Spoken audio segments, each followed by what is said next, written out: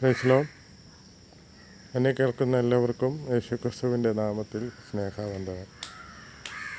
സങ്കീർത്തനം 37:4. അവൻ നിൻ്റെ ഹൃദയത്തിലെ ആഗ്രഹങ്ങളെ നിനക്ക് തരും. ഈ ലോകത്തിലുള്ള എല്ലാ മനുഷ്യർക്കും ഹൃദയത്തിൽ പല ആഗ്രഹങ്ങളുള്ളവരാണ്. പല ആഗ്രഹങ്ങൾ.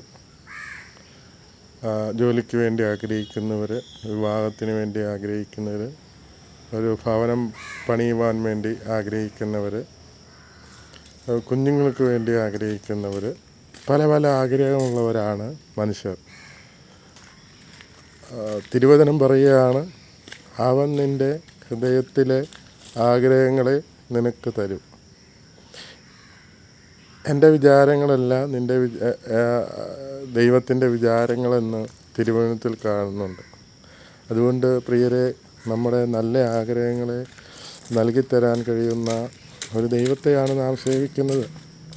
നല്ല ആഗ്രഹങ്ങളെ തുച്ഛീകരിക്കാത്ത ദൈവമാണ് നമ്മുടെ ദൈവം.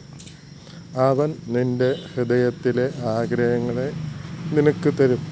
ഹൃദയത്തിലെ നമ്മുടെ ചിന്തകൾ, ഭാരങ്ങൾ, നിരാശകൾ, വേദനകൾ, നമ്മുടെ നിരൂപണങ്ങൾ എല്ലാം അറിയുന്ന ഒരു ദൈവത്തെ നാം സേവിക്കുന്നത്.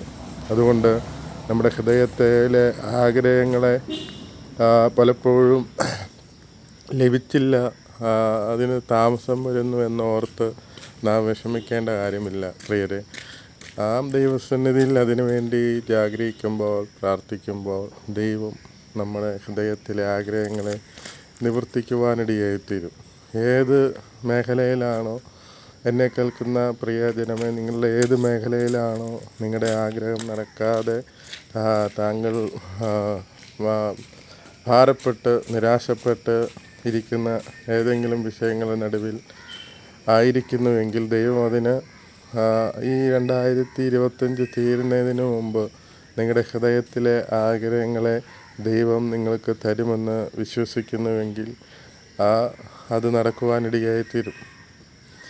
ഇനി ചില മാസങ്ങളുള്ളൂ നടക്കുമെന്ന് എങ്ങനെ ചിന്തിക്കാം?